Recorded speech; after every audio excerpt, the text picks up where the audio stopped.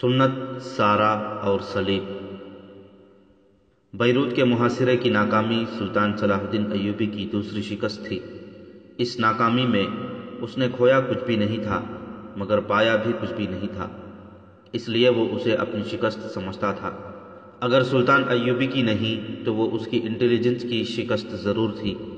Beirut والوں کو قبل از وقت پتہ چل گیا تھا کہ سلطان ایوبی بیروت کو محاصرے میں لینے آ رہا ہے۔ صلیبیوں کو یہ خبر قاہرہ سے ہی ملی ہوگی، حالانکہ سلطان نے اپنی ہائی کمانڈ کے سالاروں کے سوا کسی کو پتہ نہیں چلنے دیا تھا کہ اس کا ہدف کیا ہے۔ آپ اسے شکست نہ کہیں، ایک سالار نے سلطان ایوبی کو مایوسی کے عالم میں دیکھ کر کہا۔ بیروت وہی ہے جہاں پہلے تھا، وہیں رہے گا۔ ہم اس شہر پر ایک اور حملہ کریں گے۔ اتنا بڑا شکار میرے ہاتھ سے نکل گیا، سلطان صلاح الدین ایوبی نے کہا۔ میں اسے محاصرے میں لینے اور اس پر قابض ہونے آیا تھا، لیکن میں خود محاصرے میں آ گیا اور مجھے محاصرہ اٹھا کر پسپا ہونا پڑا۔ یہ شکست نہیں تو اور کیا ہے؟ ہمیں تسلیم کرنا چاہیے کہ یہ شکست ہے۔ میرے مشیروں اور سالاروں میں بھی ایمان فروش موجود ہیں۔ خیمے میں سناٹا طاری ہو گیا۔ اس وقت سلطان ایوبی نصیبہ کے مقام پر خیمہ زن تھا۔ بہت دن گزر گئے تھے، اس کی فوج بہت تھکی ہوئی تھی، بہت سی نفری زخمی بھی تھی۔ اس نے قاہرہ سے بیروت تک بہت تیز پیش قدمی کرائی تھی، مہینوں کا فاصلہ دنوں میں طے کیا تھا۔ فاصلہ طے کرنے کے فوراً بعد فوج کو صلیبیوں کے محاصرے سے نکلنے کے لیے خونریز لڑائی لڑنی پڑی، پھر تیز رفتار پسپائی ہوئی۔ سلطان ایوبی نے فوج کو مکمل آرام دینے کے لیے نصیبہ کے مقام پر پڑاؤ کیا۔ آرام فوج کے لیے تھا، سلطان ایوبی کی تو نیند بھی اڑ گئی تھی۔ دن کو وہ بے چینی سے خیمے میں ٹہلتا یا باہر نکل کر ادھر ادھر گھومتا رہتا تھا، اپنے سالاروں کے ساتھ بھی کم ہی بولتا تھا۔ اسی کیفیت میں اسے ایک سالار نے کہا کہ اسے شکست نہ کہیں۔ سلطان ایوبی کا جواب سن کر سالار خاموش ہو گیا۔ سلطان ایوبی اپنے خیمے میں ٹہل رہا تھا، وہاں ایک اور سالار بھی تھا۔ بہت دیر تک دونوں سالار خاموش رہے۔ سلطان ایوبی کے مزاج میں جیسے غصہ تھا ہی نہیں، پھر بھی سالار اس کے ساتھ بات کرتے ڈرتے تھے۔ تم دونوں کیا سوچ رہے ہو؟ سلطان ایوبی نے پوچھا۔ میں سوچ رہا ہوں کہ آپ اسی طرح مایوس اور غصے کی حالت میں رہے تو آپ کے فیصلے مزید نقصان کا باعث بنیں گے، ایک سالار نے کہا۔ میں نے آپ کو اس حالت میں رملہ کی شکست کے وقت بھی دیکھا تھا۔ اپنے آپ کو ٹھنڈا کریں اور اس جذباتی کیفیت سے نکلنے کی کوشش کریں۔ اور میں سوچ رہا ہوں کہ کفار ہماری جڑوں میں اتر گئے ہیں، دوسرے سالار نے کہا۔ ہم اس وقت اپنی سرزمین پر کھڑے ہیں، ہم اس وقت اپنی زمین پر کھڑے ہیں۔ ہماری جنگ صلیبیوں سے ہے اور ہمارا مقصد فلسطین کی آزادی ہے، مگر مسلمان امرا میں سے کوئی ایک بھی امیر ہمارے پاس نہیں آیا۔ عز الدین اور عماد الدین کہاں ہیں؟ کیا انہوں نے ہمارے ساتھ معاہدہ نہیں کیا تھا کہ ضرورت کے وقت ہمیں اپنی فوج دیں گے؟ ان کا یہ سرد رویہ بتاتا ہے کہ وہ ابھی تک صلیبیوں کے ہاتھوں میں کھیل رہے ہیں۔ تو کیا ہم آپس میں لڑتے رہیں گے؟ سلطان ایوبی خیمے میں ٹہل رہا تھا، رک گیا۔ آسمان کی طرف دیکھ کر اس نے آہ بھری اور کہا، میرے رسول صلی اللہ علیہ وسلم کی امت کا زوال شروع ہو گیا ہے۔ جب غیر مذہب کے اثرات قبول کیے جاتے ہیں تو اس کا نتیجہ یہی ہوتا ہے جو ہم دیکھ اور بھگت رہے ہیں۔ صلیبی اور یہودی مسلمانوں کو اپنا غلام بنانے کے لیے انسانی فطرت کی سب سے بڑی کمزوری کو استعمال کر رہے ہیں۔ یہ کمزوری لالچ ہے، انسانوں پر حکومت کرنے کا لالچ، بادشاہ اور شہزادہ بننے کا لالچ، اور یہ لالچ کہ میں روئی جیسے ملائم قالینوں پر چلوں اور لوگ ننگے پاؤں گرم ریت پر چلیں، ان کے پاؤں جلیں تو میرے آگے سجدہ کریں۔ جب یہ لالچ دل میں اتر جاتا ہے تو دل سے ایمان نکل جاتا ہے، عقل پر ایسا پردہ پڑتا ہے کہ قومی غیرت اور خودداری بے معنی سے جذبے بن جاتے ہیں۔ جب کوئی انسان اس مقام پر پہنچ جاتا ہے تو وہ غداری کو قابل فخر اقدام سمجھتا ہے۔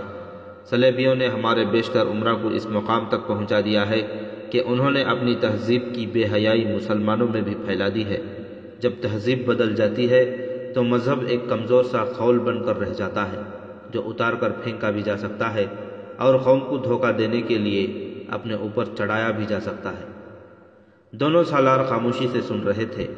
سلطان صلاح الدین ایوبی ٹہری ٹہری آواز میں بول رہا تھا۔ وہ چپ ہو گیا، پھر گہرا سانس لے کر بولا، تم محسوس نہیں کر رہے کہ یہ بھی میری شکست ہے کہ میں جو عمل کے میدان کا مرد ہوں، خیمے میں کھڑا عورتوں کی طرح باتیں کر رہا ہوں۔ ہمیں اس وقت بیت المقدس میں ہونا چاہیے تھا۔ میری پیشانی مسجد اقصی میں سجدے کرنے کو تڑپ رہی ہے۔ مجھے ان شہیدوں کے خون کا خراج ادا کرنا ہے جو فلسطین کی آبرو اور آزادی پر قربان ہو گئے ہیں۔ سلطان ایوبی کی آواز میں یکلخت قہر آ گیا۔ اس نے ٹہلتے ٹہلتے رک کر سالاروں کے سامنے کھڑے ہو کر کہا، کیا تم ان بچوں کا سامنا کر سکتے ہو جنہیں میرے حکم اور میرے عزم نے یتیم کیا ہو؟ کیا تم ان عورتوں کے سامنے جا کر اپنا سر اونچا کر سکتے ہو جن کے خاوند نعرے لگاتے ہمارے ساتھ آئے اور ان کے لہو لہان جسم گھوڑوں کی سموں میں خیمہ ہو گئے؟ تم ان خوبرو اور جوان چھاپا ماروں کو کیسے بھول سکتے ہو جو ہم میں سے بہت دور دشمن کے علاقوں میں دور اندر جا کر شہید ہوئے؟ میں ان میں سے کسی کی ماں کے سامنے جانے سے ڈرتا ہوں۔ ڈرتا اس لیے ہوں کہ اس نے یہ کہہ دیا کہ میرا بیٹا واپس کرو یا مجھے قبلہ اول لے چلو۔ جہاں میں اپنے بیٹے کی شہادت پر شکرانے کی نفل پڑھوں تو میں اس ماں کو کیا جواب دوں گا؟ شہیدوں کا خون رائے گا نہیں جائے گا سلطان محترم۔ یہ چھاپا مار دستوں کے سالار سارم مصری کی آواز تھی جو سلطان ایوبی کے خیمے کے دروازے میں آ کھڑا ہوا تھا۔ سلطان ایوبی کی ادھر پیپ تھی، کسی شہید کی ماں اپنے بیٹے کے خون کا حساب نہیں مانگے گی۔ رسول صلی اللہ علیہ وسلم کا کلمہ پڑھنے والی ماؤں کا دودھ آب زمزم جیسا پاک اور مقدس ہے۔ اس دودھ کے پلے ہوئے بیٹے آپ کے حکم سے نہیں اللہ کے حکم سے لڑا کرتے ہیں۔ آپ ان کے خون کا خراج اپنے ذمے نہ لیں، غداروں کے خون کی بات کریں۔ ہماری تلواریں غداروں کی خون کی پیاسی ہیں۔ تم نے میرے حوصلے پر جان ڈال دی ہے سارم۔ سلطان ایوبی نے کہا، میرے یہ دونوں رفیق بھی مجھے یہی کہہ رہے تھے کہ مایوس اور جذباتی ہونے کی ضرورت نہیں۔ ضرورت ہے بھی کیا؟ سارم مصری نے کہا، شکست ہے مگر دائمی نہیں۔ ہم اسے فتح میں بدل سکتے ہیں اور بدل کر دکھائیں گے۔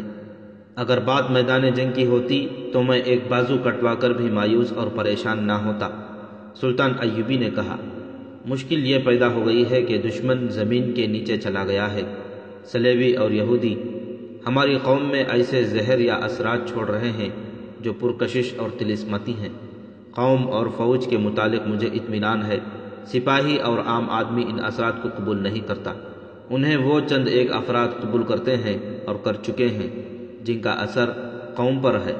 یہ امرا اور حاکموں کا طبقہ ہے، ان میں بعض مذہبی پیشوا بھی شامل ہیں اور ان میں چند ایک سالار بھی ہیں جو ریاستوں کے حکمران بننے کے خواب دیکھ رہے ہیں۔ یہ ایمان فروشوں کا گروہ ہے جو سیدھے سادے لوگوں کو مذہب کا دھوکہ دے کر ان میں مذہب کا جنون پیدا کرتے اور انہیں مسلمان بھائیوں کے خلاف اکساتے بھڑکاتے اور اپنے مفاد کے لیے استعمال کرتے ہیں۔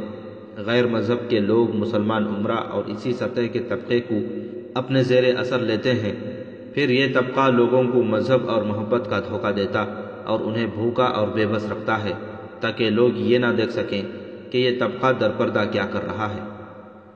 مگر ہم عالم نہیں، ایک سالار نے کہا، ہم خطیب اور مسجدوں کے امام نہیں کہ تلواریں پھینک کر لوگوں کو وعظ اور خطبہ سناتے پھریں۔ ہمیں یہ مسئلہ تلوار سے حل کرنا ہوگا، ان پتھروں کو گھوڑوں کی سموں تلے روندنا ہوگا۔ یہ لوگ قرآن کے منکر ہیں۔ سلطان ایوبی نے کہا، قرآن کا حکم بڑا واضح ہے کہ کفار کو دوست مت سمجھو، ان کی باتوں میں نہ آؤ۔ تم نہیں جانتے کہ ان کے دل ہمارے خلاف کدورتوں سے بھرے ہوئے ہیں۔ یہ لوگ نام کے مسلمان ہیں۔ سارم مصری نے کہا، قرآن کا ان کے ساتھ کوئی تعلق نہیں۔ یہ صورتحال بہت نقصان دہ ہے کہ ان لوگوں نے قرآن بھی ہاتھوں میں اٹھا رکھا ہے اور کفار کے اشاروں پر بھی ناچ رہے ہیں۔ سلطان ایوبی نے کہا، قوم نے ہمیشہ ایسے ہی سربراہوں کے ہاتھوں دھوکہ کھایا ہے جن کے ہاتھ میں قرآن اور دل میں صلیب ہے۔ یہ لوگ اذان کی آواز پر خاموش ہو جاتے ہیں مگر ان کے دلوں میں گرجوں کے گھنٹے بجتے ہیں۔ قوم ان کا اصلی روپ نہیں دیکھ سکتی اور ان کے دل کی آواز نہیں سن سکتی۔ یہی وجہ ہے کہ ہم ایک خانہ جنگی میں ایک دوسرے کا خون بہا چکے ہیں اور دوسری خانہ جنگی کی تلوار ہماری گردن پر لٹک رہی ہے۔ ہم اس طوفان کو روک سکیں گے، ایک سالار نے کہا، لیکن مجھے یہ کہنے کی اجازت دیجیے کہ ہم اب کوئی معاہدہ اور کوئی صلح نامہ نہ کریں۔ ہمیں اپنے بھائیوں کا خون بہانا پڑے گا۔ اور ہمیں ان کے ہاتھوں مرنا بھی ہوگا۔ سلطان ایوبی کے چہرے پر اداسی کا سایہ آ گیا۔ اس کی آنکھیں جیسے افق پر کسی چیز کو دیکھ رہی تھیں۔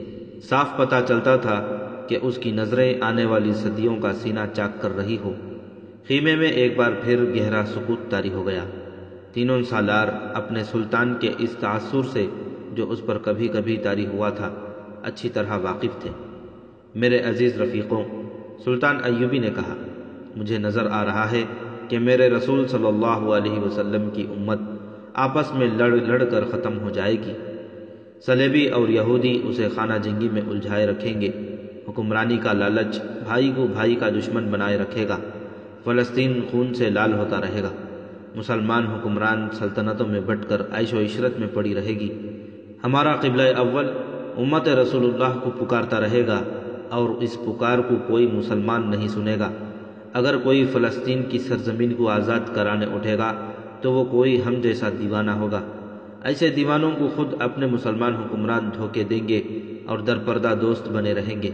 تم نے کہا ہے کہ ہم اس طوفان کو روک سکیں گے، مگر ہمارے مرنے کے بعد یہ طوفان پھر اٹھے گا۔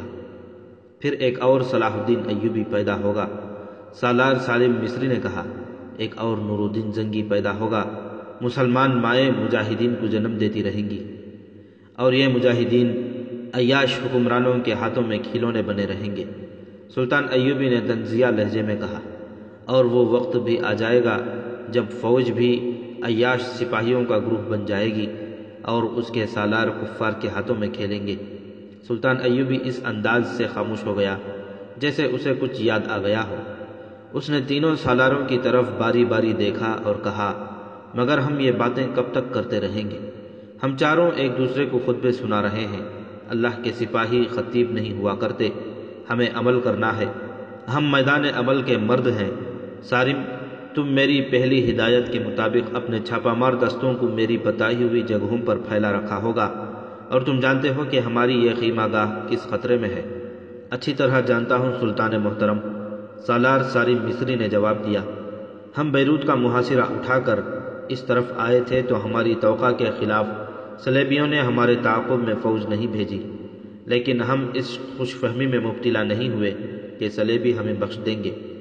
میں وثوق سے کہہ سکتا ہوں کہ وہ کھلا حملہ نہیں کریں گے۔ وہ ہم پر ہمارے انداز کے شبخون ماریں گے، بلکہ ان کے چھاپوں اور شبخونوں کا سلسلہ شروع ہو گیا ہے۔ خیمہ گاہ سے بہت دور سے فرنگیوں اور ہماری گشتی سنتوں کی چھوٹی چھوٹی جھڑپوں کی خبریں آنے لگی ہیں۔ میں نے چھاپہ مار دستوں کو دور دور تک پھیلا رکھا ہے۔ مجھے شک ہے کہ کفار کا اڈا کہیں باہر نہیں بلکہ موصل میں ہے، اور والی موصل عز الدین انہیں پناہ اور مدد دے رہا ہے۔ اگر ایسی بات ہے تو مجھے اس کی اطلاع مل جائے گی۔ سلطان ایوبی نے کہا، اگر موصل میں ہی صلیبیوں کا خفیہ اڈا ہوا تو میں اس کا بندوبست کر لوں گا۔ اس نے دوسرے دو سالاروں سے کہا، ہمیں مسلمان عمرہ کے ان قلعوں پر قبضہ کرنا ہوگا جو موصل اور حلب کے درمیان ہیں۔ میں ان دونوں شہروں کو ایک دوسرے سے کاٹ دینا چاہتا ہوں۔ وہ ایک دوسرے کی مدد کرنے کے قابل نہیں رہیں گے، ان کے قاصدوں کو بھی راستہ نہیں ملے گا۔ میں نے بہت کوشش کی ہے کہ میری تلوار کسی مسلمان کے خلاف نیام سے نہ نکلے، لیکن میں ناکام رہا۔ میں ان حکمرانوں اور امراء کو ختم کروں گا جو صلیبیوں کے دوست ہیں۔ میں خود قوم کی آڑ میں نہیں بیٹھوں گا، نہ قوم کا خون بہنے دوں گا۔ میں ان امراء کو گھٹنوں بٹھاؤں گا جو قوم کو گمراہ کر رہے ہیں۔ سلطان ایوبی نے نقشہ نکالا اور اپنے سالاروں کو دکھانے لگا۔ بیروت میں بالڈوین کے محل میں اس نے اپنے سالاروں اور 3-4 صلیبی حکمرانوں کو مدعو کر رکھا تھا۔ بہت بڑی ضیافت کا اہتمام تھا۔ بے شمار صلیبی مہمانوں میں 2 مسلمان بھی شراب کے پیالے اٹھائے ادھر ادھر گھومتے پھرتے نظر آ رہے تھے۔ شراب پیش کرنے والی لڑکیاں ایسے باریک ریشمی لباس میں ملبوس تھیں کہ اریاں لگتی تھیں۔ جون جون شراب اثر دکھاتی جا رہی تھی، لڑکیوں کے ساتھ مہمانوں کی دست درازی بڑھتی جا رہی تھی اور لڑکیاں پہلے سے زیادہ بے حیا ہوتی جا رہی تھیں۔ ان 2 مسلمان مہمانوں کی طرف دوسرے مہمانوں کی نسبت زیادہ توجہ دی جا رہی تھی۔ 2 لڑکیاں ان کے ارد گرد اٹھیلیاں کھاتی پھر رہی تھیں۔ یہ دونوں مہمان لباس اور شکل و صورت سے کسی شاہی خاندان کے افراد معلوم ہوتے تھے۔ ایک صلیبی آیا، دونوں سے کہا کہ انہیں شاہ بالڈوین نے اپنے کمرے میں بلایا ہے۔ دونوں شراب کے پیالے رکھ کر چلے گئے۔ وہ جس غلام گردش سے گزر کر بالڈوین کے کمرے میں گئے اس میں ایک آدمی ہاتھ میں برچھی اٹھائے فوجی انداز سے ٹہل رہا تھا۔ اس کا لباس خاص قسم کا تھا۔ اس کے پہلو میں جو تلوار لٹک رہی تھی اس کی نیام پالش سے چمک رہی تھی۔ اس کے سر پر فولاد کی چمکدار خوات تھی۔ محل میں اسی لباس میں کئی ایک آدمی سینے تانے اور گردنیں اکڑائے ٹہل رہے تھے۔ یہ محل کے خصوصی ملازم تھے جو سالاروں کے کمروں کے سامنے موجود رہتے اور ضیافتوں میں، برآمدوں اور غلام گردشوں میں ٹہلتے رہتے تھے۔ فانوسوں کی روشنی میں ان کا لباس اور ان کی چال اچھی لگتی تھی۔ یہ دراصل نمائش کے لیے رکھے گئے تھے اور یہ تربیت یافتہ لڑاکے بھی تھے۔ یہ آدمی جس نے دو مسلمانوں کو بالڈوین کے کمرے کی طرف جاتے دیکھا گورے رنگ کا تھا۔ وہ رک کر انہیں جاتے ہوئے دیکھتا رہا۔ وہ دونوں بالڈوین کے کمرے میں داخل ہو گئے اور دروازہ بند ہو گیا۔ اس دروازے کے سامنے اسی آدمی جیسے دو اور آدمی پہرے پر کھڑے تھے۔ ان میں سے ایک نے اسے کہا، ہیلو جیکب، ادھر کیوں گھومتے پھر رہے ہو؟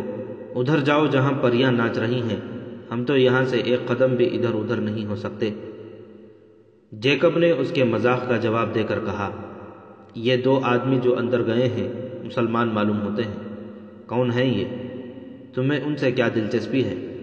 تم مجھ سے پوچھ رہے ہو کہ ان سے مجھے کیا دلچسپی ہے؟ جیکب نے کہا، کیا تم جانتے نہیں کہ مسلمانوں کے خلاف کتنی نفرت پائی جاتی ہے؟ یہ دونوں کسی جنونی صلیبی یہودی کے ہاتھوں قتل ہو سکتے ہیں۔ ان کی حفاظت کی ذمہ داری ہمیں دے دی گئی ہے، لیکن یہ نہیں بتایا گیا کہ یہ مسلمان ہیں یا مسلمان علاقے کے عیسائی۔ یہ مسلمان علاقے کے مسلمان ہیں۔ اسے جواب ملا، یقین سے نہیں کہا جا سکتا، جہاں تک ہم جانتے ہیں یہ موصل سے آئے ہیں، غالباً عز الدین کے ایلچی ہیں۔ صلاح الدین ایوبی کے خلاف مدد مانگنے آئے ہوں گے۔ جیکب نے کہا، ان ایلچیوں کو کون بتائے کہ صلاح الدین ایوبی ختم ہو چکا ہے؟ رملہ سے شکست کھا کر بھاگا تو بیروت کو محاصرے میں لینے آ گیا۔ اس کے بحری بیڑے کو آگے آنے کی جرت نہ ہوئی۔ مجھے ہمیشہ افسوس رہے گا کہ ہماری فوج نے ایوبی کی فوج کا تعاقب نہیں کیا، ورنہ آج ایوبی قید خانے میں ہوتا۔ تم اپنا کام کرو دوست، ایک پہرے دار نے تنزیہ کہا۔ سلطان صلاح الدین ایوبی قید ہو گیا تو اس کی سلطنت تمہیں نہیں ملے گی۔ اگر شاہ بالڈوین مارا گیا تو بیروت کی بادشاہی تمہارے نام نہیں لکھی جائے گی۔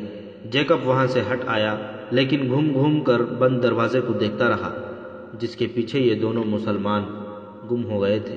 وہ دو عز الدین والی موصل کے ہی ایلچی تھے۔ اس سلسلے کی پچھلی قسط میں بیان کیا جا چکا ہے کہ سلطان ایوبی جب بیروت کا محاصرہ اٹھا کر موصل کی طرف گیا تھا تو عز الدین نے قاضی بہاؤالدین شداد کو خلیفہ کی طرف بغداد کو اس غرضداشت کے ساتھ دوڑا دیا تھا کہ سلطان ایوبی کے ساتھ اس کی صلح کرا دیں۔ دوسرے لفظوں میں اس نے یہ درخواست کی تھی کہ اسے سلطان ایوبی سے بچایا جائے۔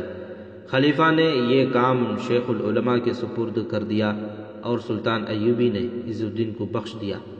عز الدین نے بظاہر سلطان ایوبی کے آگے ہتھیار ڈال کر صلح کا معاہدہ کر لیا تھا، لیکن اس نے درپردہ دو ایلچیوں کو صلیبی حکمران بالڈوین کے پاس بھیج دیا تھا۔ یہ دو ایلچی اب بالڈوین کے کمرے میں بیٹھے تھے۔ والیہ موصل نے کہا ہے کہ آپ نے صلاح الدین ایوبی کا تعاقب نہ کر کے بہت بڑی غلطی کی ہے۔ ایک ایلچی نے بالڈوین کو بتایا، آپ نے اس کی فوج کو آرام کرنے کا موقع دے دیا ہے۔ والیہ موصل نے کہا ہے کہ میں تحریری پیغام نہیں دے سکتا کیونکہ راستے میں پکڑے جانے کا خطرہ ہے۔ میں آپ کو مشورہ دیتا ہوں کہ دمشق کی پیش قدمی کریں اور اس شہر کو محاصرے میں لے کر اس پر قبضہ کر لیں۔ آپ کی فوج ایسے راستے سے اور اتنی تیزی سے دمشق پہنچے کہ صلاح الدین ایوبی دمشق بر وقت نہ پہنچ سکے۔ میں آپ کے ساتھ وعدہ کرتا ہوں کہ صلاح الدین ایوبی جب آپ کے حملے کی اطلاع پر یہاں سے روانہ ہوگا تو موصل اور حلب کی فوجیں آمنے سامنے آ کر لڑنے کے بجائے اس کی فوج پر شبخون مارتی رہیں گی۔ اس سے اس کی پیش قدمی بہت سست ہو جائے گی اور آپ دمشق پر آسانی سے قبضہ کر لیں گے۔ ہمارے علاقوں میں جو چھوٹے موٹے امراء ہیں میں ان سب کو اپنے ساتھ ملا لوں گا۔ آپ ان کے قلعے استعمال کر سکتے ہیں۔ میں آپ کی فوج کو موصل کے اندر قیام کی اجازت دے سکتا ہوں کیونکہ اس سے صاف ظاہر ہو جائے گا کہ میرا اور آپ کا اتحاد ہے۔ میں صلاح الدین ایوبی کو یہ تاثر دے رہا ہوں کہ میں اس کا دوست ہوں۔ ایلچی جب یہ پیغام دے رہے تھے اس وقت بالڈوین کے ساتھ اس کے دو جرنیل تھے، عز الدین کے ایلچی بھی فوجی مشیر تھے، جنگی امور کو اچھی طرح سمجھتے تھے۔ بالڈون ان کے ساتھ اس مسئلے پر بحث اور بات چیت کرتا رہا۔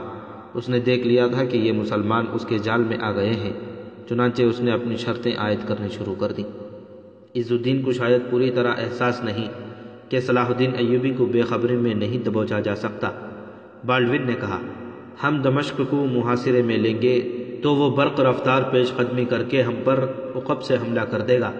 میں اسے ممکن نہیں سمجھتا کہ ہم دمشق کی پیش قدمی کریں تو صلاح الدین ایوبی کو قبل از وقت خبر نہ ہو۔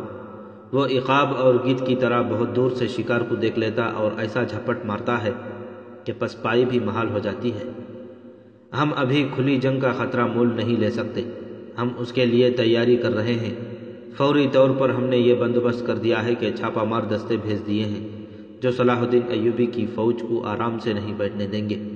ان دستوں کے لیے ہمیں مستقل اڈے کی ضرورت ہے۔ یہ آپ مہیا کر دیں گے تو ہم صلاح الدین ایوبی کی فوج کو صرف چھاپہ مار دستوں سے ہی بے حال کر سکتے ہیں۔ وہ نہ لڑنے کے قابل رہے گا نہ بھاگ سکے گا۔ آپ ہمارے دستوں کو پناہ، مدد اور خوراک وغیرہ مہیا کرتے رہیں، ہم اسلحہ اور سامان بھیجتے رہیں گے۔ آپ حلب کے والی عماد الدین سے بھی کہہ دیں کہ ہم پر بھروسہ رکھے اور ہمارے چھاپہ مار دستوں کو بوقت ضرورت پناہ اور مدد دیتا رہے۔ دوسرے عمرہ اور قلعے دار بھی آپ کے ساتھ ہونے چاہیے۔ ان کا خیال رکھیں کہ ان میں سے کوئی صلاح الدین ایوبی کے پاس جا کر اس کا اتحادی نہ بن جائے۔ اتحاد کی شرائط طے کر لی گئیں۔ عز الدین نے ان ایلچیوں کو پورا اختیار دے دیا تھا کہ وہ شرائط طے کر کے آئیں اور وہ جو مراد صلیبیوں کو دینا مناسب سمجھیں دے آئیں۔ چنانچہ انہوں نے اپنا ایمان ایک صلیبی حکمران کے ہاں صرف اس لیے گروی رکھ دیا کہ اس کی حکمرانی محفوظ رہے۔ انہوں نے اپنا کام کر لیا تو ضیافت میں شریک ہونے کے لیے چلے گئے۔ انہیں دراصل شراب اور شراب پلانے والی لڑکیوں کے ساتھ ہی دلچسپی تھی۔ ان مسلمانوں پر زیادہ اعتماد نہ کریں، ایک جرنیل نے بالڈون سے کہا۔ انہوں نے ضرورت محسوس کی تو آپ کو بتائے بغیر صلاح الدین ایوبی کے پاؤں میں جا بیٹھیں گے۔ مجھے اپنے چھاپہ ماروں کے لیے ایک اڈا چاہیے۔ بالڈون نے کہا، موصل میرا اڈا بن گیا تو میں آہستہ آہستہ پوری فوج وہاں لے جاؤں گا اور عز الدین کو وہاں سے بے دخل کر دوں گا۔ ہم سب کا منصوبہ یہ ہونا چاہیے کہ ان مسلمانوں کو ہم متحد نہ ہونے دیں، بلکہ انہیں آپس میں لڑاتے رہیں اور آہستہ آہستہ ان کے علاقوں پر قابض ہو جائیں گے۔ ہم سب نے دیکھ لیا ہے کہ مسلمان کو عیش و عشرت اور حکمرانی کا لالچ دے دو تو وہ اپنی خودداری اور اپنا مذہب تمہارے قدموں میں رکھ دیتا ہے۔ عز الدین، عماد الدین اور دوسرے چھوٹے موٹے مسلمان عمرہ صرف اس لیے صلاح الدین ایوبی کے خلاف ہیں کہ وہ سب خود مختار حکمران بنے رہنا چاہتے ہیں اور عیش و عشرت کی خاطر پرسکون زندگی کی خواہش رکھتے ہیں، مگر صلاح الدین ایوبی عیش و عشرت اور حکمرانی کا قائل نہیں۔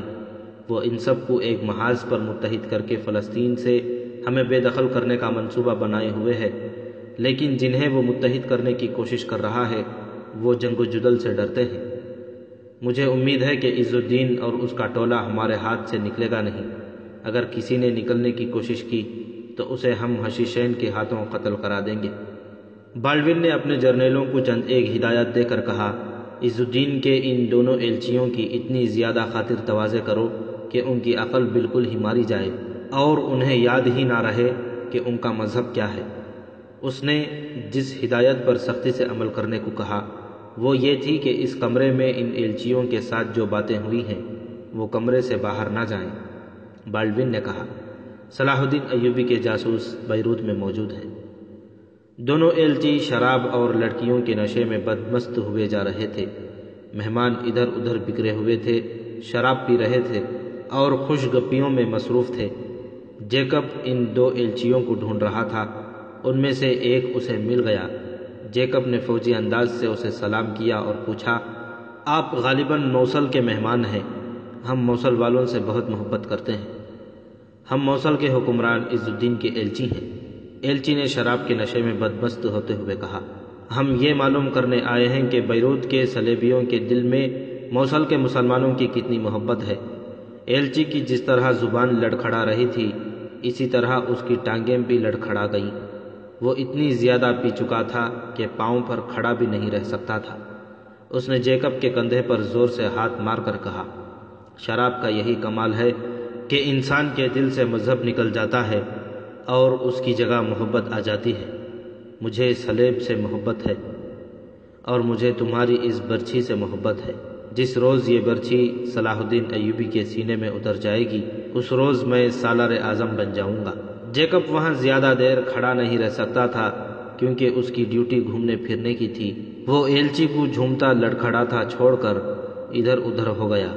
کچھ دیر بعد اس نے دیکھا کہ ایلچی کو 2 آدمی تھام کر لے جا رہے تھے۔ وہ ہوش میں نہیں رہا تھا۔ آدھی رات کے قریب جیکب کی ڈیوٹی ختم ہو گئی۔ ناچ گانا جاری تھا۔ جیکب اور اس کے ساتھیوں کی جگہ دوسرے آدمی آ گئے۔ جیکب اپنے کمرے میں گیا، وردی اتاری اور اپنے کپڑے پہن لیے۔ وہ بہت تھکا ہوا تھا۔ اسے سو جانا چاہیے تھا لیکن وہ باہر نکل گیا۔ اس کا رخ کسی اور طرف تھا لیکن وہ اس طرف چلا گیا جہاں لڑکیاں رہتی تھیں۔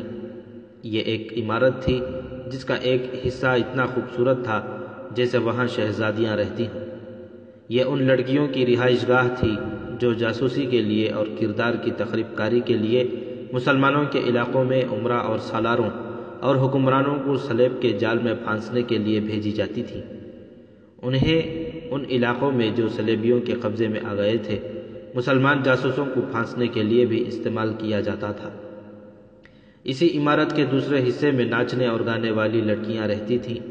ان کی قدر و قیمت جاسوس لڑکیوں جتنی نہیں تھی جو جسمانی حسن کے لحاظ سے جاسوس لڑکیوں سے کم نہیں تھی۔ ان کا کام صرف یہ تھا کہ محل میں ضیافتوں پر ناچا کرتی تھیں۔ باہر کے مہمان آئیں تو ناچ گانا ضرور ہوتا تھا۔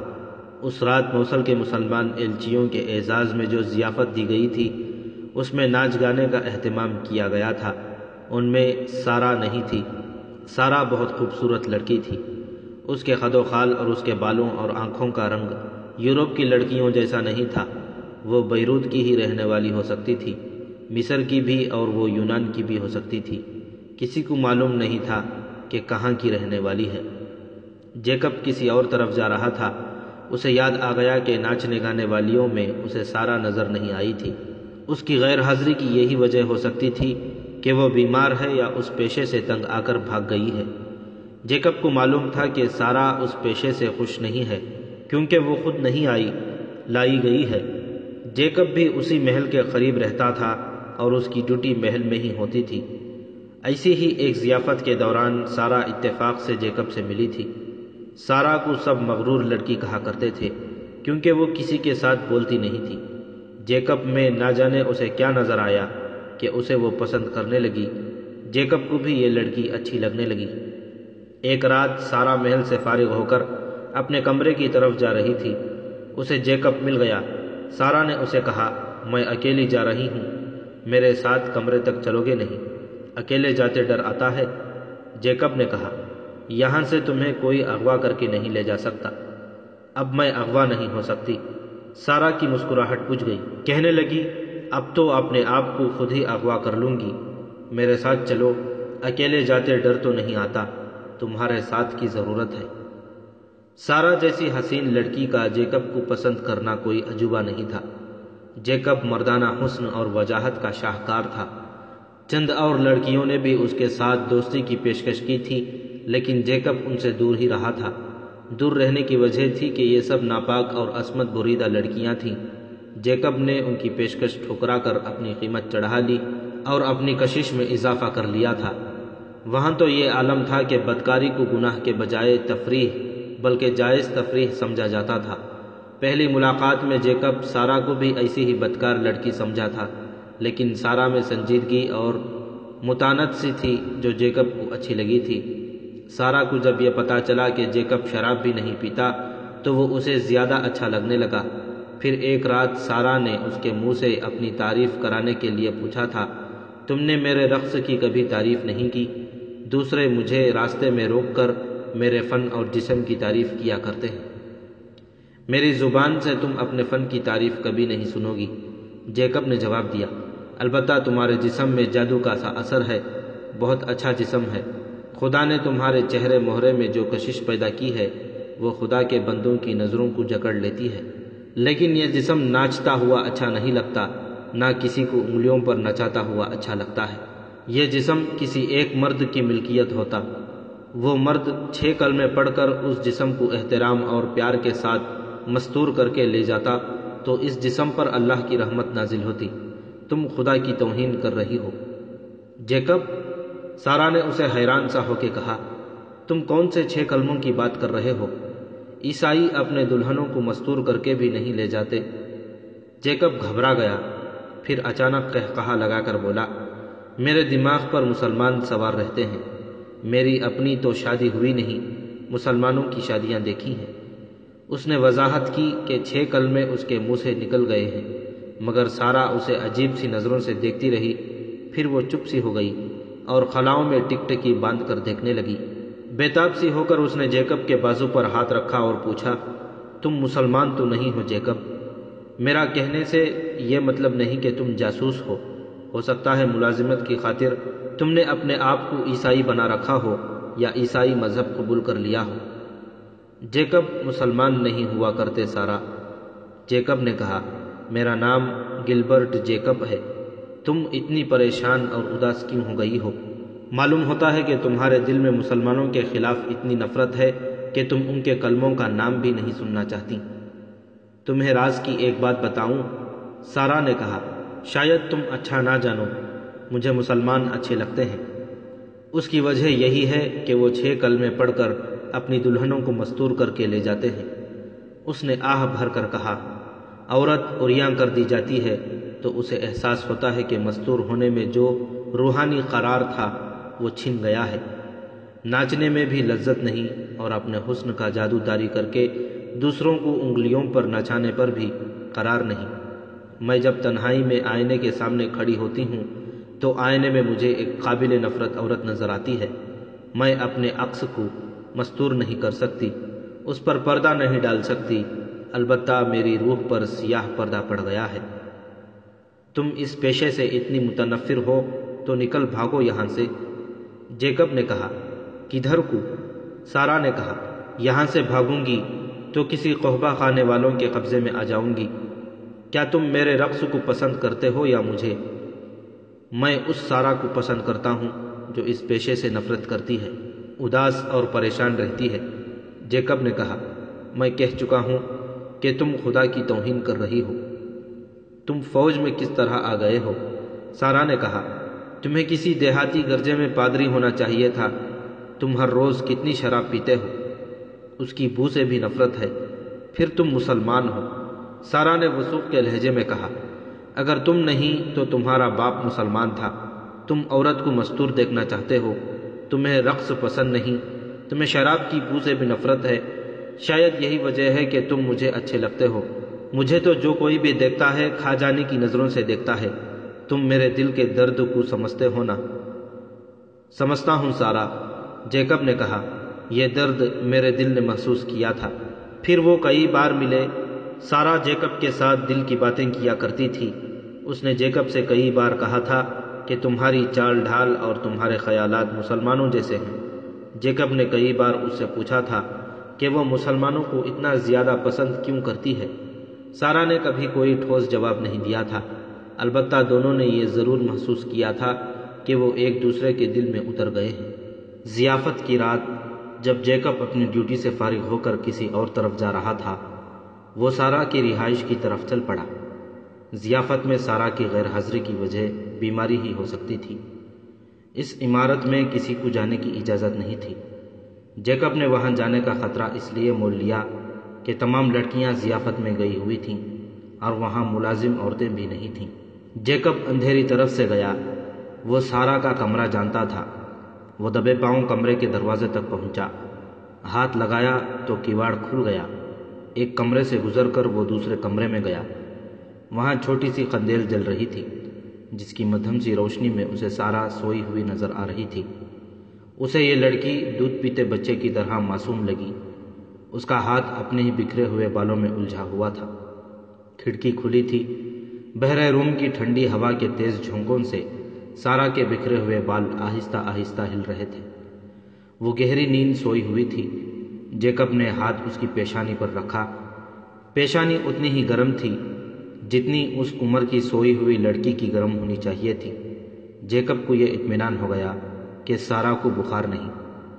تم نخلستان کا پھول ہو جو بادشاہوں کے خوابگاہوں میں آ کر مرجھا جاتا ہے۔ جیکب نے دل ہی دل میں سارا سے کہا، تم صبح کا ستارہ ہو جو سورج کی چمک سے بجھ جاتا ہے اور رات کو پھر چمک اٹھتا ہے۔ تمہاری زندگی راتوں کے اندھیرے میں بیت رہی ہے، تمہاری قسمت اندھیرے میں لکھی گئی تھی۔ تم مجھے کیوں اچھی لگتی ہو؟ مجھ سے بار بار کیوں پوچھتی ہو کہ میں نے 6 کلموں کا ذکر کیوں کیا تھا؟ تم کسی مسلمان ماں کی کوکھ کی پیداوار تو نہیں، تمہاری رگوں میں کسی مسلمان باپ کا خون تو نہیں۔ اس راز سے پردہ کون اٹھائے گا؟ میں تمہارے لیے راز ہوں، تم میرے لیے راز ہو۔ جیکب کو یاد آ گیا کہ صلیبی فوجی مسلمانوں کے قافلوں کو لوٹتے رہتے ہیں، ان کی بچیوں کو اٹھا لے جاتے ہیں اور انہیں اپنے رنگ میں رنگ کر جاسوسی اور بے حیائی اور رقص کی تربیت دیتے ہیں۔ سارا بھی شاید انہی بد نصیب لڑکیوں میں سے ہوگی، ورنہ یہ قوم احساسات اور جذبات کے لحاظ سے مردہ اور بے حیائی میں پوری طرح زندہ ہوتی ہے۔ جیکب بھول گیا کہ وہ کہاں کھڑا ہے، کسی مرد کو ان کمروں میں آنے کی اجازت نہیں تھی۔ سارا اس کے دل میں ایسی اتری تھی کہ وہ خطروں سے بے نیاز ہو گیا تھا، اس سے رہا نہ گیا۔ اس نے قندیل بجھا دی اور اس کے ساتھ ہی سارا کی آنکھ کھل گئی۔ جیکب کو اس کی گھبرائی ہوئی آواز سنائی دی، کون ہو؟ جیکب، اس وقت یہاں کیوں آ گئے ہو؟ سارا نے ایسے لہجے میں کہا جس میں محبت بھی تھی، ہمدردی بھی۔ کسی نے دیکھ لیا تو تم سیدھے قید خانے میں جاؤ گے، مجھے باہر بلا لیا ہوتا۔ یہ پریشانی مجھے اس خطرے میں لائی ہے کہ تم بیمار ہو۔ جیکب نے اندھیرے میں اس کے پلنگ پر بیٹھتے ہوئے کہا، روشنی اس لیے گل کر دی ہے کہ کوئی دیکھ نہ لے، میں کسی اور نیت سے نہیں آیا سارا۔ معلوم نہیں کیا کشش ہے جو مجھے یہاں لے آئی ہے، تمہیں بخار تو نہیں؟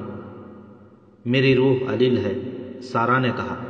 میں تو جب بھی محفلوں اور ضیافتوں میں ناچتی ہوں میرا دل ساتھ نہیں ہوتا، میرا جسم ناچتا ہے اور روح مر جاتی ہے، مگر آج جب مجھے کہا گیا کہ موصل سے 2 بڑے ہی اہم مہمان آ رہے ہیں تو روح کے ساتھ میرا جسم بھی بے جان ہو گیا۔ مجھے متلی آنے لگی اور سر چکرانے لگا۔ مجھے ان بادشاہوں کی جنگوں اور ان کے امن اور دوستی کے معاہدوں کے ساتھ کوئی دلچسپی نہیں، لیکن میرے کانوں میں جب یہ بات پڑی کہ موصل سے اہم مہمان آ رہے ہیں تو مجھے ایسے محسوس ہوا جیسے صلیبیوں اور مسلمانوں میں سے کسی ایک کے ساتھ میرا گہرا تعلق ہے۔ میں ابھی تک یہ نہیں سوچ سکی کہ میرا روحانی تعلق کس کے ساتھ ہے، صرف یہ احساس جاگ اٹھا کہ میں اس محفل میں نہیں ناچ سکوں گی، میں موصل کے مہمانوں کا سامنا نہیں کر سکوں گی، یا وہ مجھے دیکھ کر وہاں سے بھاگ جائیں گے۔ کیوں؟ جیکب نے پوچھا، موصل والوں کے ساتھ تمہارا کیا تعلق ہے؟ میں بتا نہیں سکتی، سارا نے کہا۔ میں تو اپنے آپ کو یہ بھی بتانے سے ڈرتی ہوں کہ موصل والوں کے ساتھ میرا کیا تعلق ہے۔ سارا، جیکب نے اس کا ہاتھ اپنے ہاتھ میں لے کر کہا، تم اپنا آپ مجھ سے کیوں چھپا رہی ہو؟ کیا تمہیں کسی قافلے سے اغوا کیا گیا تھا؟ تم کس باپ کی بیٹی ہو؟ سارا کوئی جواب نہ دے سکی۔ جیکب چونک اٹھا۔ دونوں نے کھڑکی کی طرف دیکھا جو کھلی ہوئی تھی، وہاں ایک سایہ کھڑا نظر آیا۔ سارا نے جیکب کے کان میں سرگوشی کی، پلنگ کے نیچے ہو جاؤ۔ جیکب نے اندھیرے سے فائدہ اٹھایا، آہستہ سے سرک کر فرش پر بیٹھا اور آواز پیدا کیے بغیر پلنگ کے نیچے چلا گیا۔ سارا لیٹ گئی۔ سارا، کھڑکی کے ساتھ کھڑے سائے کی آواز آئی۔ یہ ایک بوڑھی عورت کی آواز تھی جو بعض راتیں ناچنے گانے والیوں کو دیکھا کرتی تھی کہ کوئی لڑکی غیر حاضر تو نہیں۔ اس کی آواز پر سارا نہ بولی۔ عورت نے اسے ایک اور آواز دی، سارا پھر بھی نہ بولی۔ عورت نے تحکمانہ لہجے میں کہا، سارا تم سوئی ہوئی نہیں ہو، مجھے جواب دو، قندیل کیوں بجھی ہوئی ہے؟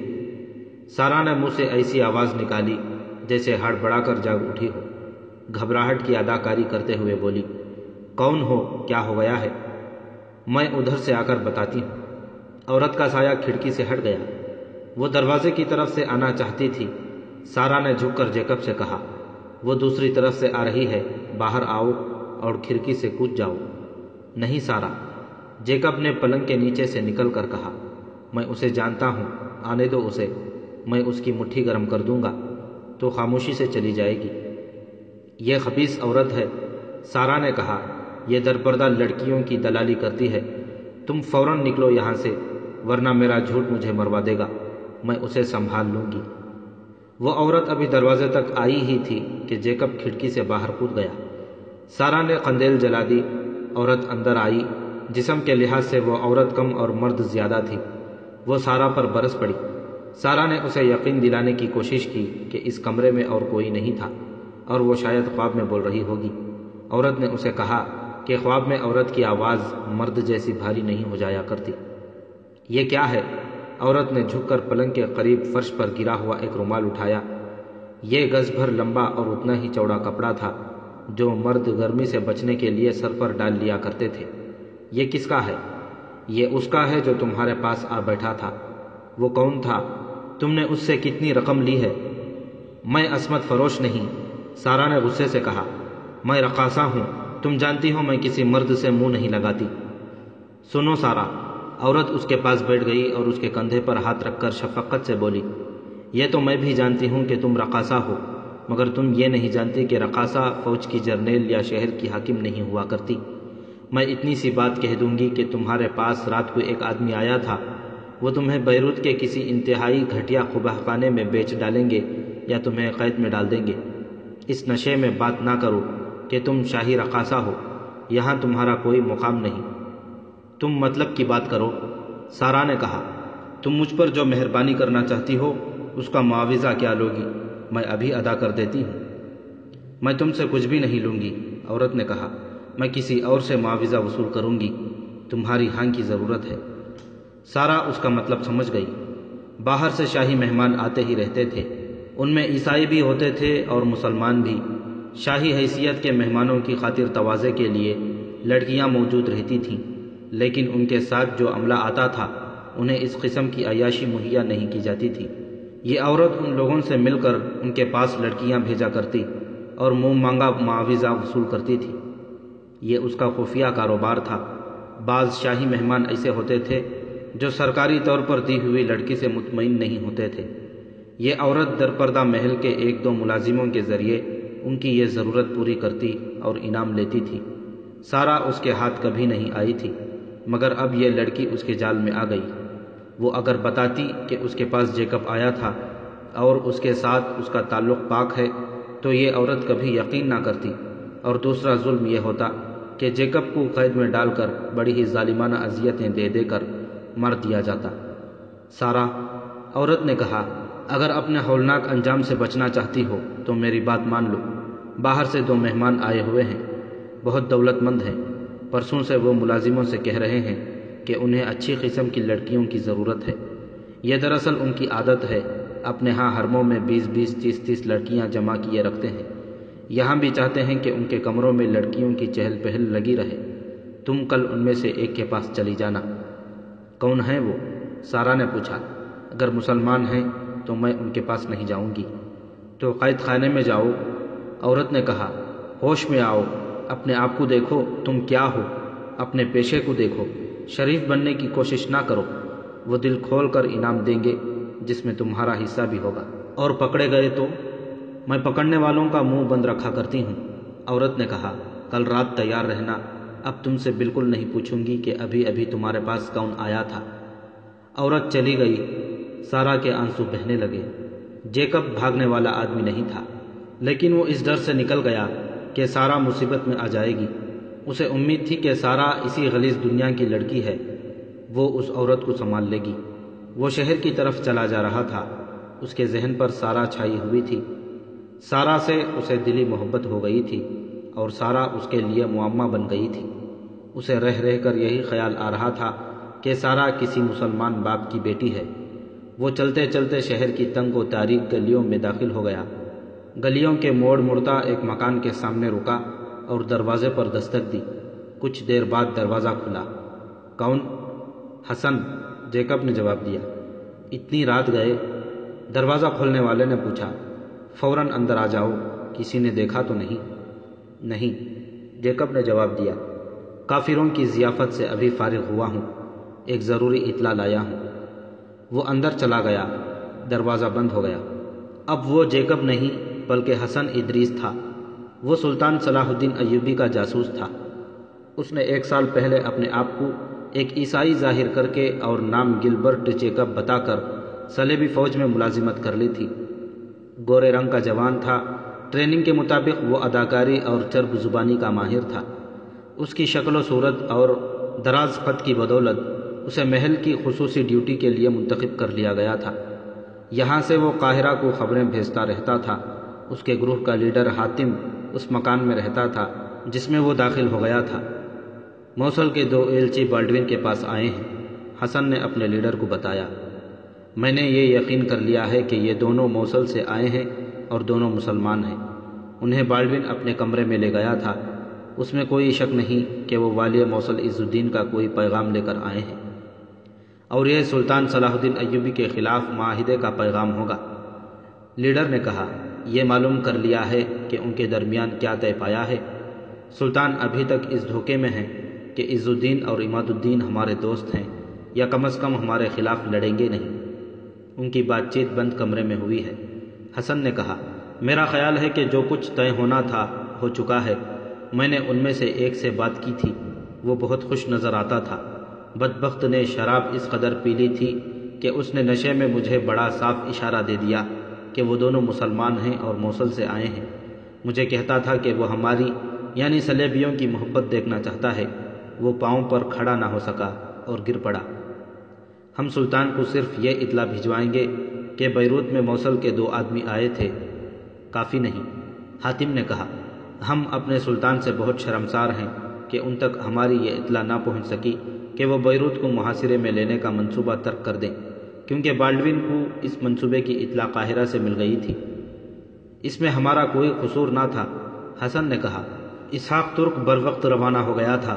وہ دھوکہ دینے والا آدمی نہیں تھا۔ وہ راستے میں صحرا کا شکار ہو گیا یا پکڑا گیا ہے۔ بیروت کے محاصرے میں سلطان صلاح الدین ایوبی کا جو نقصان ہوا ہے، ہمیں اس کا ازالہ کرنا ہے۔ حاتم نے کہا، ان کے لیے یہ خبر بہت اہم ہے کہ موصل والے بیروت والوں کے ساتھ دوستی کا معاہدہ کر رہے ہیں، لیکن ہمیں پوری اطلاع دینی چاہیے کہ معاہدے میں کیا کیا شرائط طے ہوئی اور کیا منصوبہ بنا ہے۔ اس وقت سلطان بہت بڑے خطرے میں بیٹھے ہیں۔ وہ سمجھتے ہوں گے کہ وہ دوستوں کے درمیان محفوظ ہیں، لیکن وہ دراصل دشمنوں کے گھیرے میں پڑاؤ ڈالے ہوئے ہیں۔ حاتم نے حسن سے پوچھا، محل میں تم کوئی ایسا ذریعہ پیدا کر سکتے ہو جو اندر کی باتیں بتا سکے؟ باتیں بند کمرے میں ہوئی ہیں، حسن نے جواب دیا۔ بالڈوین یا اس کے مشیروں اور سالاروں سے تو پوچھا نہیں جا سکتا۔ ان دونوں آدمیوں کے سینے سے راز نکالنے کی کوشش کی جا سکتی ہے جو موصل سے آئے ہیں۔ میں ذریعہ پیدا کرنے کی کوشش کروں گا۔ اگر نہ ہوا تو دوسرا طریقہ اختیار کریں گے۔ یہ جب واپس جائیں گے تو انہیں راستے سے اغوا کر لیا جائے گا، یا ضرورت پڑی تو ختم کر دیا جائے گا۔ انہیں ختم کرنے سے ہمارا مسئلہ حل نہیں ہوگا۔ حاتم نے کہا، ہمیں بالڈوین اور عز الدین کے منصوبے کی ضرورت ہے۔ میری کوشش یہی ہوگی، حسن نے کہا۔ اگر منصوبہ نہ ملا تو ان دونوں کو سلطان صلاح الدین ایوبی کے پاس پہنچا دیا جائے گا۔ اگر انہیں قتل کرنا ہوا تو وہ میں کرا سکتا ہوں۔ حاتم نے کہا، جس قدر جلدی ہو سکے مجھے بتاؤ کہ تم مطلوبہ معلومات حاصل کر سکتے ہو یا نہیں۔ میں صبح ایک آدمی کو سلطان کو یہ خبر دینے کے لیے روانہ کر دوں گا کہ بالڈوین کے پاس عز الدین کے ایلچی آئے ہیں اور ان کے درمیان کوئی معاہدہ ہو گیا ہے، تاکہ سلطان اس خوش فہمی میں نہ پڑیں کہ عز الدین ان کا دوست ہے۔ تم بہت تھوڑے سے وقت میں مکمل اطلاع حاصل کرنے کی کوشش کرو۔ میری کامیابی کے لیے دعا کریں۔ حسن اٹھا اور باہر نکل گیا۔